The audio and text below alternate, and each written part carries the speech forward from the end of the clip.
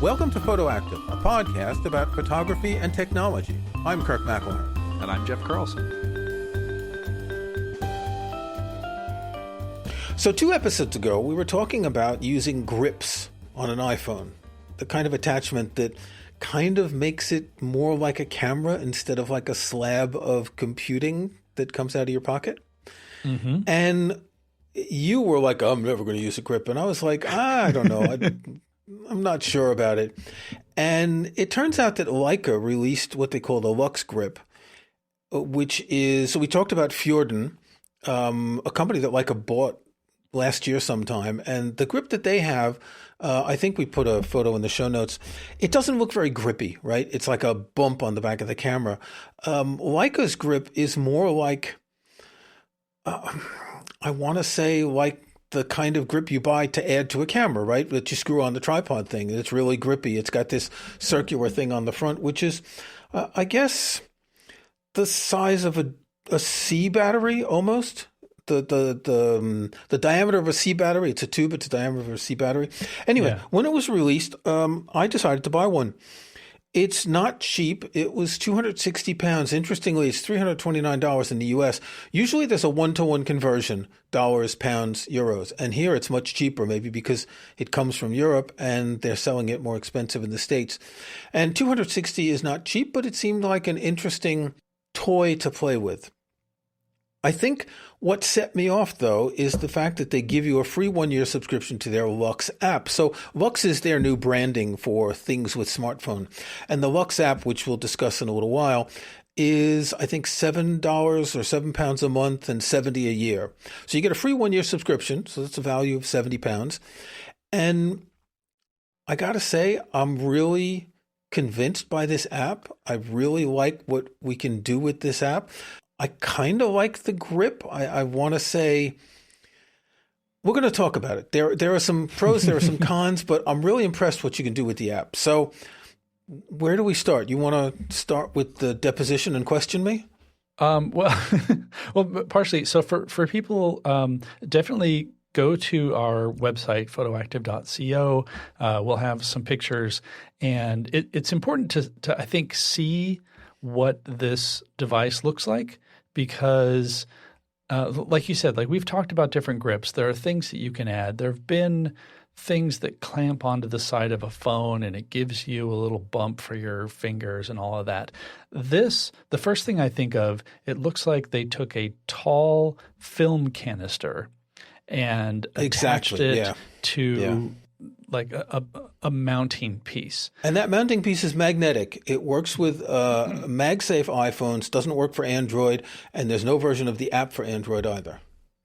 Right. And I mean, honestly, I sort of like the fact that this isn't trying to look like a conventional camera hand grip. I mean, the whole idea is we're going to give you more of a camera holding, camera shooting experience.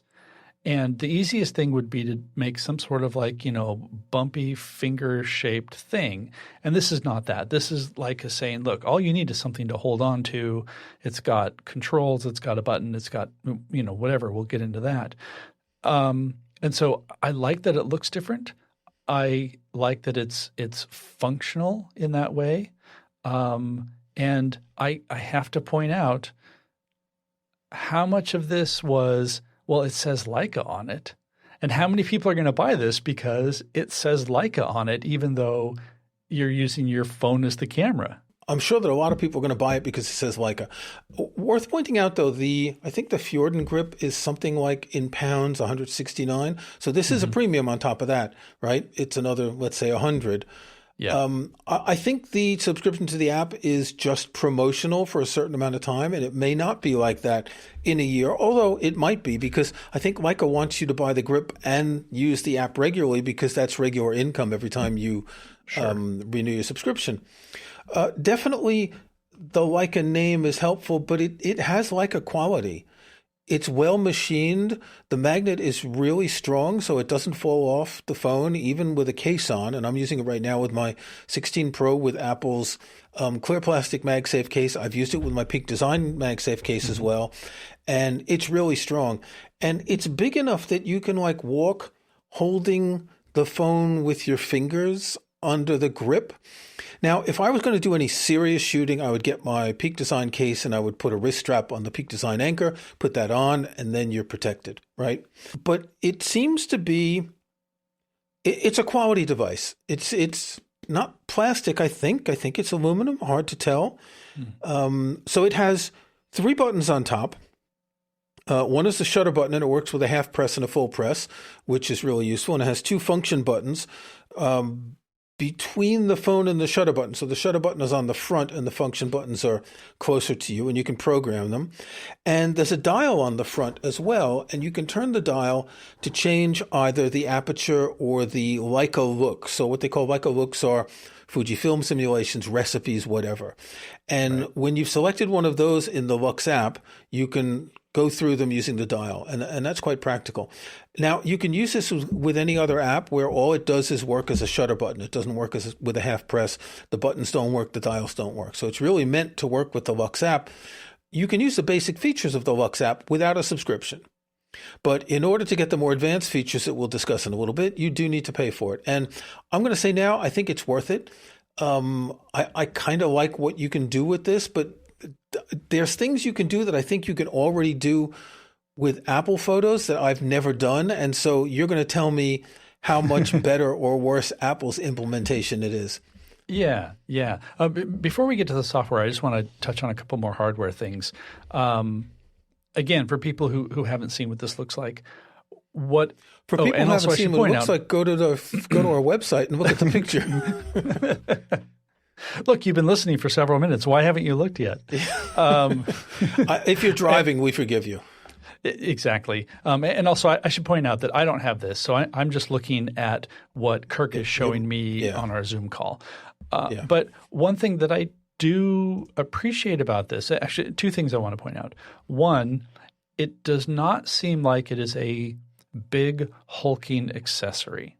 It's – except for the canister part of it, the rest of it is basically flat. And so it doesn't look like something that I would feel like, I have to cart this extra thing around in my bag or in my pocket. I mean, obviously it is an extra thing, and this is something that I was complaining about in our previous episode, that sense of, okay, I'm now going to get into camera mode and I'm going to attach my accessory thing and I'm going to do that. Like all those things that I see as impediments to using something like this, I think this bypasses some of them. And I'll have a specific question about that in just a minute.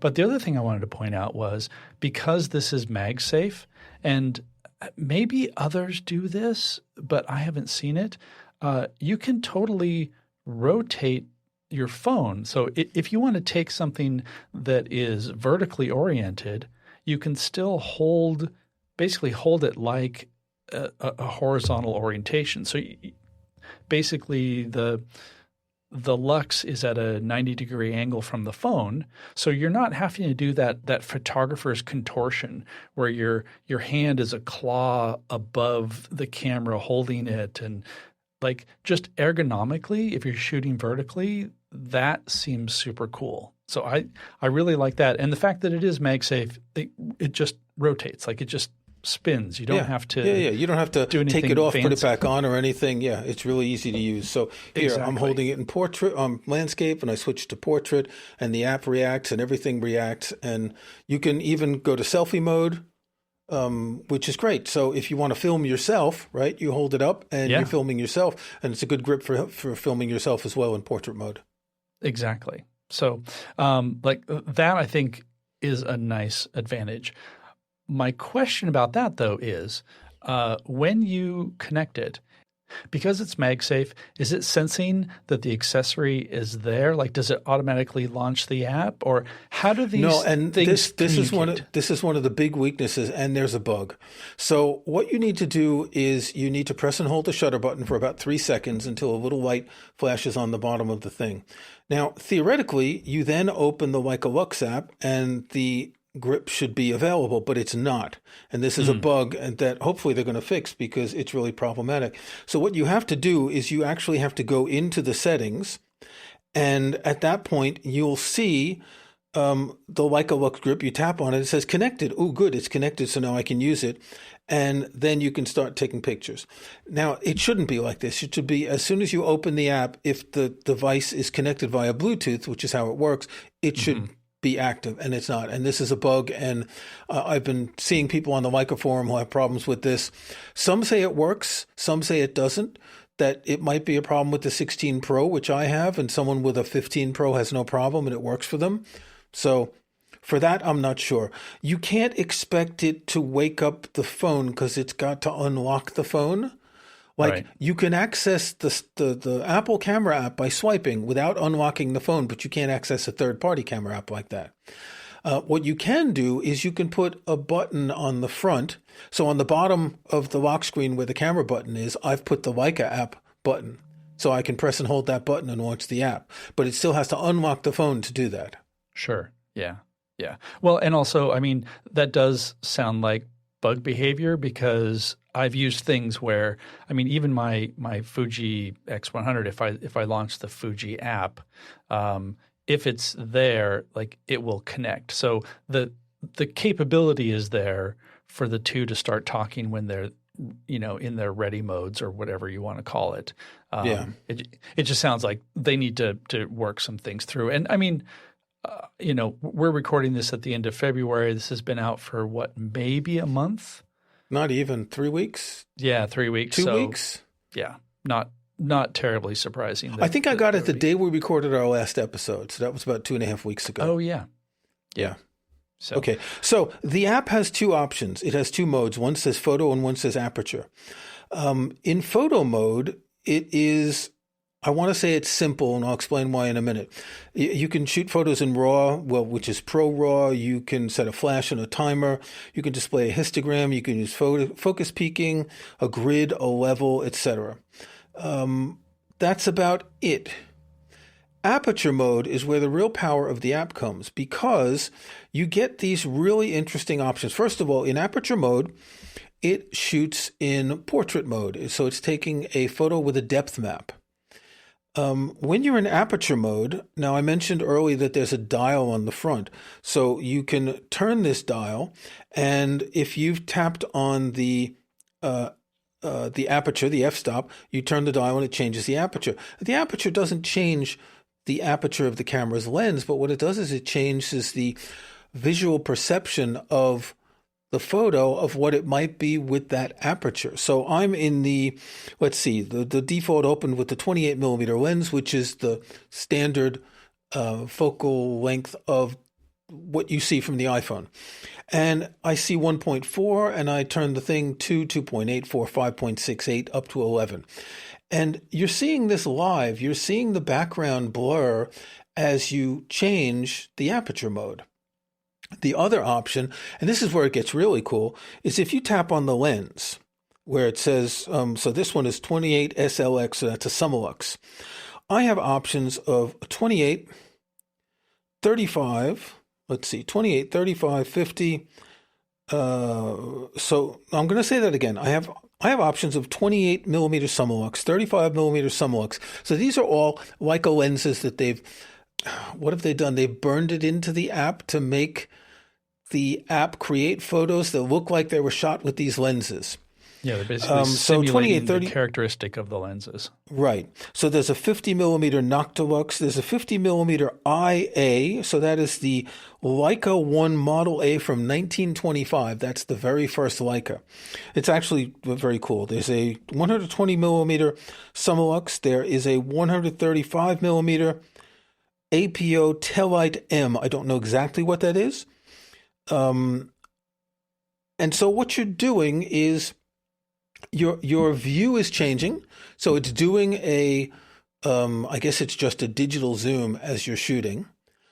And if you're in photo mode, you can use a normal zoom on your camera. But if you're in aperture mode, you can't. So you get this zoom while you're shooting, and you see the characteristics of the lens, which is really interesting. But on top of that, you can just shoot with any lens.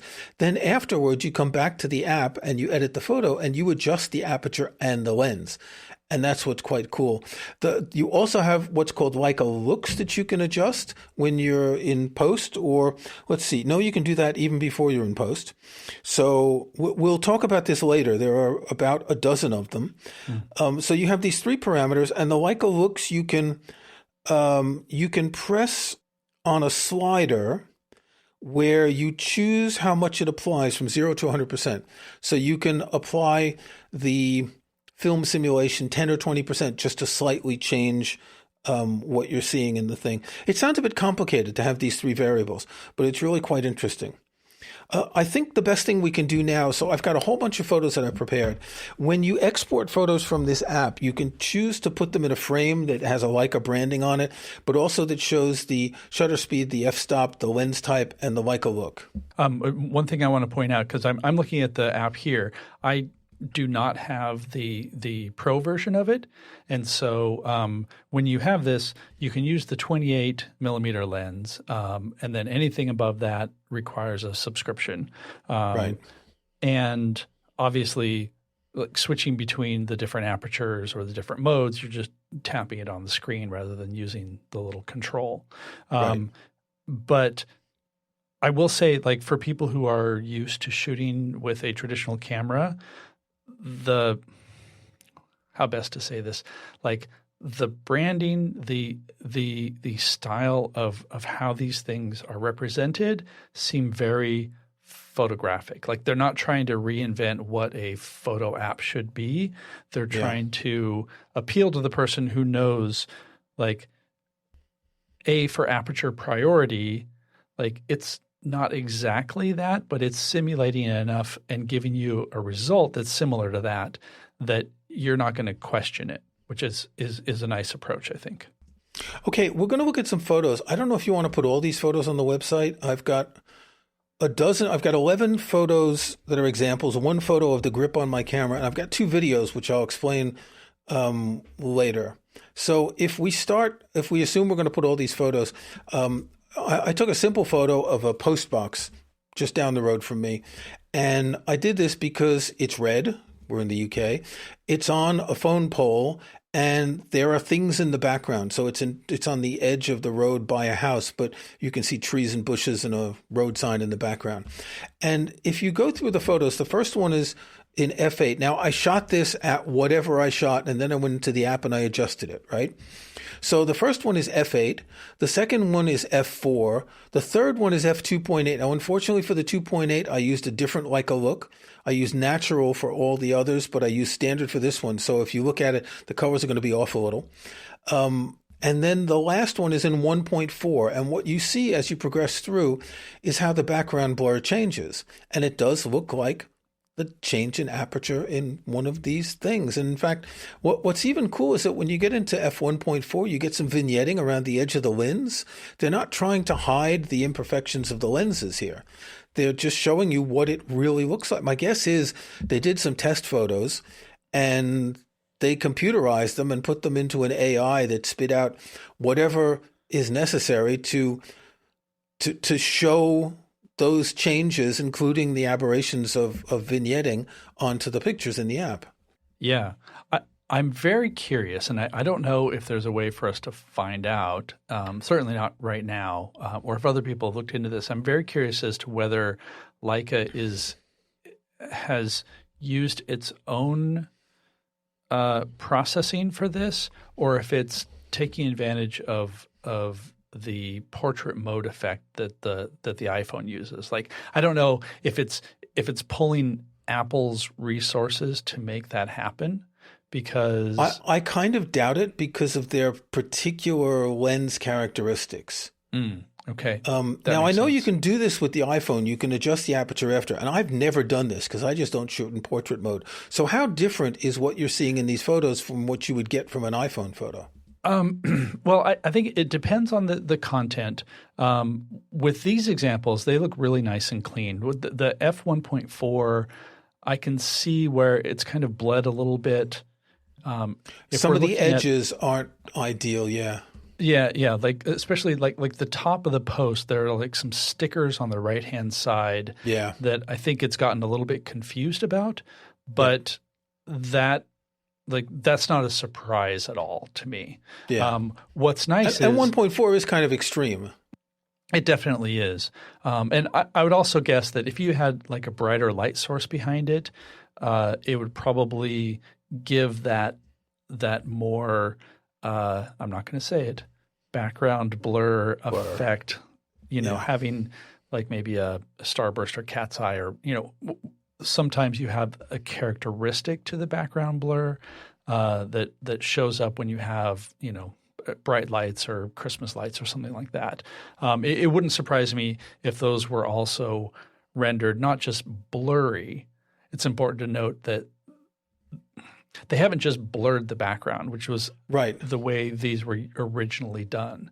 So, Right. I mean, honestly, if you were to just show me this and I didn't pay attention, like maybe I didn't have the little border that tells me what the information is, I would not initially suspect that this was an iPhone photo, which is exactly what you want. I mean, that's the whole point of doing this.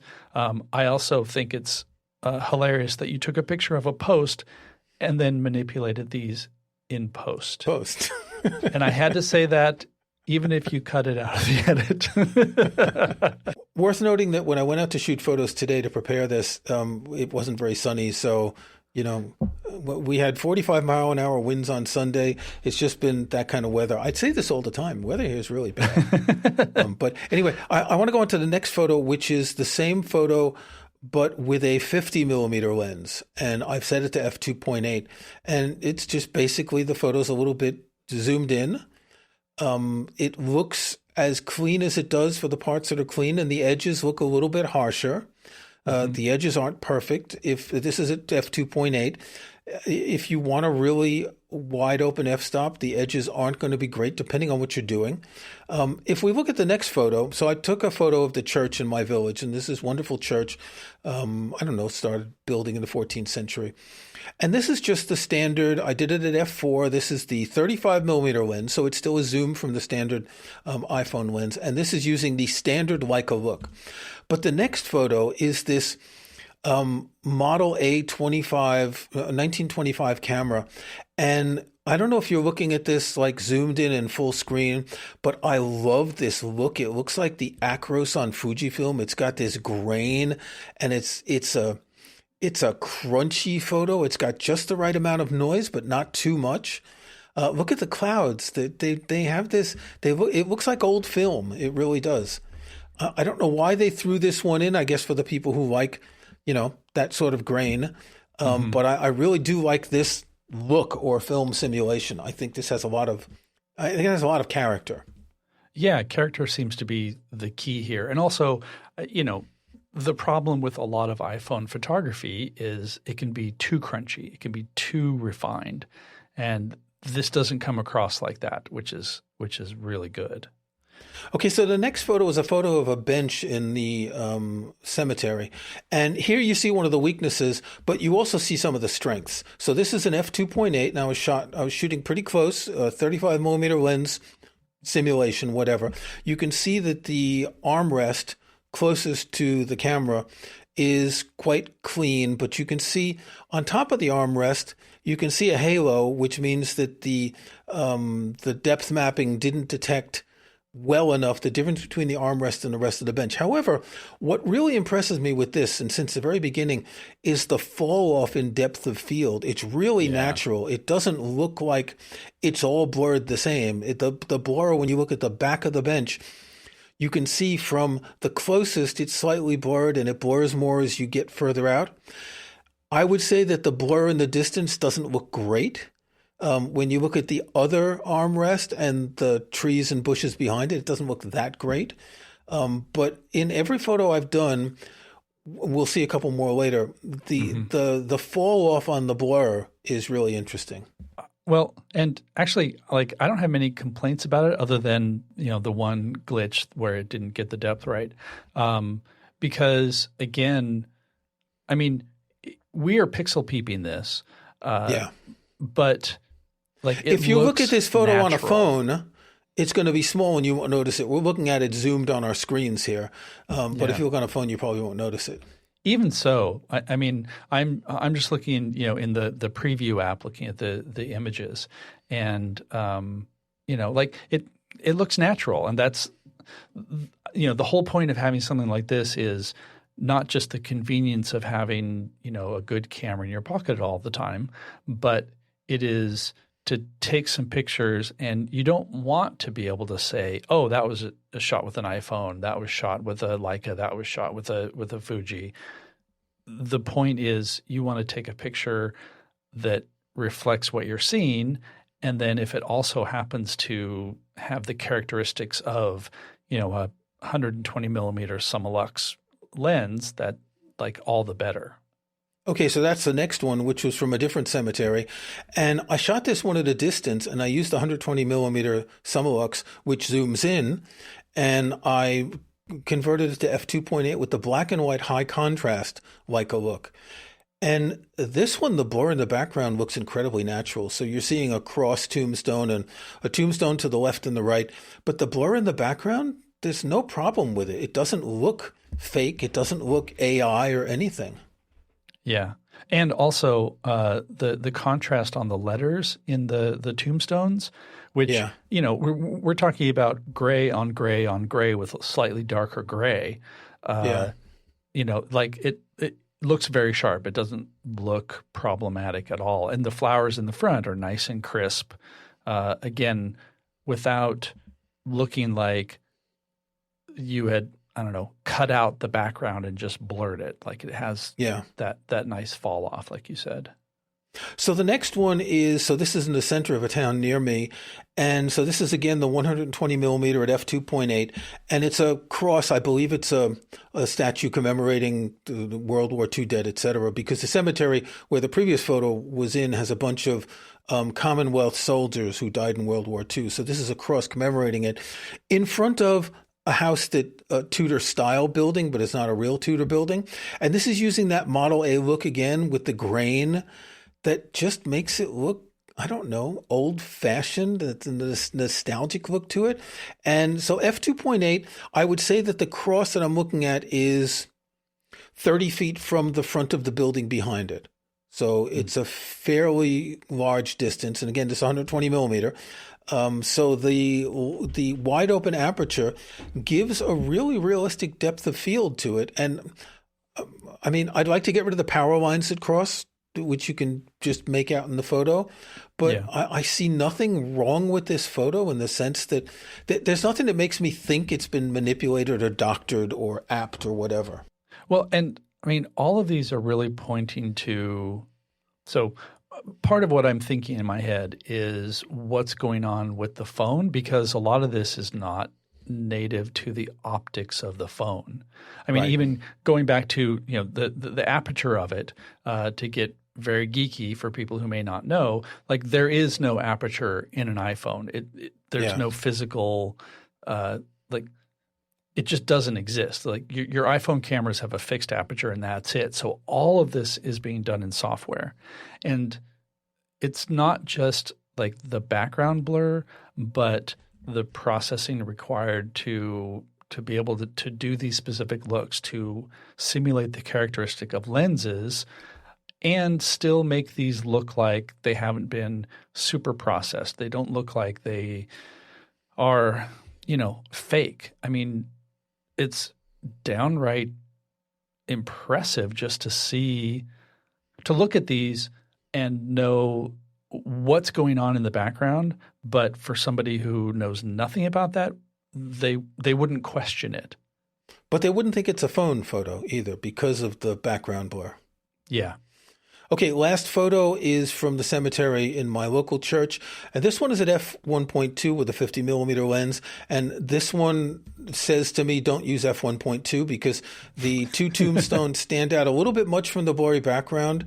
There's too much of a separation. However, when you look at the grass on the ground, you can see the fall off from what's in front to the back, how it slowly blurs. Yeah. However, on the right, it's blurred less than it should be to the right of the tombstone for the first 6 feet or so, and then it starts blurring. So it's not ideal. It's just, I don't think you should use 1.2 unless you're doing, say, a portrait of a person. When you're doing anything outdoors, you're going to just have too much going on. Yeah. Well, and it's also key that you shot this at 1.2, and you can look at this and say, that doesn't quite sell it, so that later in the app, you can say maybe this will work better. You can go back and do 2.8. Yeah, exactly. 2.8, 5.6, which is actually, I mean, when it comes to even using the Apple portrait mode, oftentimes it will choose something that'll be like 1.8 or maybe 2.0 or something. And if you bump that to, F4, it'll look a little bit more realistic. And having that control is really, really cool. Okay, so I have 2 videos which are screen recordings from the iPhone with this app open. And the reason for this is I wanted to show how the app changes the perceived aperture. So, Jeff, if you just quick look this and then pause the video, you can scroll through it with your mouse or mouse button or whatever. Yeah. So the first one of the tree. Now, the problem is that this is a vertical video. You can't do this on a horizontal on the phone. You can't access the app controls. So you're going to have to zoom in on a computer if you really want to see what the photos look like. So the first one starts at f11. Then I switch to f8, then f5.6, then 4, then 2.8, then 2, then 1.4. As you look, you can see it starts with 11, so you're not really, the background isn't blurred. And then as you switch each time, you can see how the tree in front is set off from the background. And this gives you a better comparison of one aperture to another, which is different from just looking at still photos. Yeah. Again, when you get to the widest aperture, 1.4, then it looks fake. There's too much of a... It looks like it's the tree's cut out and pasted on the background. But at 2.8 and above, it looks natural. At 2, it really depends on the photo, but at 2.8 and above, it looks natural. So this is your option when you're in the app afterwards. You've shot the photo and you're adjusting it. And any photo you choose, you look and say, well, what aperture do I want? What kind of blur do I want? If I want any at all. If you don't want any, you leave it at the highest, f-stop, f11, whatever. But if you want a little bit of blur, you choose in the app and then you save the photo. You save it as a new photo. So the original you can still change if you want later. And it's infinitely, you can spend a lot of time fiddling with these, basically. Yeah. I also want to point out in this example, there's a small branch sticking out on the right-hand side. Yeah. And I would say even as recently as like a year or 2 years ago, most of the algorithms that try to calculate this perceived depth would have just blurred that out because it's so faint compared to the rest of it. And here, it's still, again, I'm going to just keep repeating myself, it looks natural. It looks realistic. I'm impressed. Yeah. Okay, so the other video we have is, it's the photo of the church. And what we're doing is we're scrolling through the different Leica looks. And so as you go through it, the video shows the name of each look as you change. The first one is standard. And then what is it? It's vivid. And then it's natural. And then it's contemporary and chrome and classic, eternal. Eternal doesn't look very good. I don't like that one. Brass kind of yellows things. Teal is interesting because it has a sort of, a teal color, a bluish color to it, which isn't necessarily bad. It depends on the photo. Then you get 3 black and white settings. So you have the natural, the high contrast, and the 1A, so that's that old 1925 camera. Then you have blue, selenium, and sepia, and the last one is none at all. So that's, I assume, it's just the basic iPhone processing. This is a wide variety. I mean, this is kind of like a Fujifilm camera with the number of different looks that you have. It's really a lot of options, and I'm going to use 2 or 3 of them. I like the high contrast black and white. I like the Model 1A from 1925. I kind of like the natural as opposed to the standard. So I'd probably use 3. But that's already not bad to have these things compared to Apple's, whatever Apple calls them, that I don't ever use because I don't like them. Yeah. Yeah. Well, and also, I mean, I'm not a Leica shooter. I'm making the assumption because it's from Leica, because of the whole approach to this is if you are familiar with these types of looks that you would get on the camera, they are probably similar or exactly like what you would get. But you don't get them all on the camera. That's the thing. You only get a couple of them. Actually, now that I have the pro version of the app, I think I can get them on the camera. But by default, even with the cost of a Leica, you only get 2 or 3 different looks. Oh. I think I can download some of them. I'll report back next episode. Yeah. I think I can download some of them to the camera. Interesting. Okay. I never thought of that. Yeah. So my question then is, I mean, it clearly seems like this has been useful. It seems like the subscription pricing, which is not cheap, but it's not terrible. I want to say it's let's see, it's $70 per year or $7 a month if you're just getting the app. So obviously that makes better sense if you've bought the actual hand device. I mean, this sounds worthwhile, and it also sounds like, you know, as somebody who I think does some iPhone shooting, but not a lot. Like, you sound excited and interested, and like this seems like something that has made you want to go take pictures, which of course is the would goal. say so. It gives me the ability, even without the grip, just to use the app on the iPhone. If I'm not taking the grip with me, it gives me the ability to get so much more out of photos, because I've always felt constrained by Apple's Photos apps. And sure, I can edit and I know how to edit, but this sort of thing, the ability to change the perceived aperture and the look as well, these are variables that are much more interesting. And even the zoom, you know, we looked at that photo in the cemetery at 120 millimeters. I don't know what the actual crop is in pixels compared to the original photo, but that's a pretty good quality photo. So it is still 12 megapixels. So all photos are 12 megapixels. So is it a digital zoom? I mean, if it is, maybe it's using some sort of AI super resolution thing to zoom it. I don't know. Maybe. I mean, I would have to assume that all of these are digital zooms. Yeah, that's what I think. The 28. The 28 must be the natural lens. But a 2x zoom, I don't know if that goes from 28 to 35. We'd have to – I don't think those are the exact focal lengths that fit 28, 35, 50, 120, et cetera. When you're shooting with the iPhone, it's best if you are zooming to the presets that it has set up, because then you're going to get like an actual optical shot depending on which camera is active. When you're using something like this, it's doing all that behind the scenes. I'm sure it's doing digital zoom, it's doing cropping, but my key point here is that is all hidden from you, and the experience and the result is just, I want something that is like 120 millimeter focal length. I want something that looks like 120 millimeter at f4 where I have some fall off in the background. And so it's doing a good job of obfuscating the technical parts so that you as a photographer don't have to think about, oh, am I actually getting an optical shot versus a digital zoom shot, which is important. But in this case, the quality seems high enough, unless we were really, really nitpicking, that you don't have to think about that. As you said earlier, it's made for photographers who are thinking in terms of cameras and not thinking like an iPhone.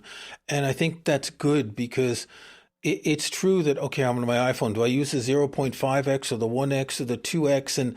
And if you've never shot a real camera, okay, that kind of makes sense. But if you're used to a real camera, you don't think that way. Yeah. And in a way, the different lens characteristics are a bit of a novelty. But I think Leica must have put a lot of work into emulating these lenses. This is not simple technology here in the background. All right, this is going really long, and I have to edit this week, so we're not going to do snapshots. Is that okay? I was just going to suggest it. Today's snapshot is the Leica LUX.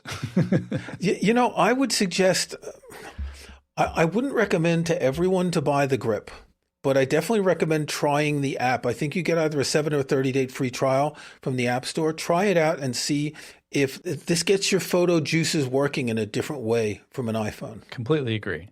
Next time, we were going to talk about the new Photoshop app for iPhone, but it's too late to do that. So next time we'll talk about that because it was just announced a couple hours before we started, and you haven't had time to do any hands-on work with it. So in our next episode, we'll talk about that and maybe some other iPhone apps. Until next time, Jeff. Sounds great. Till next time.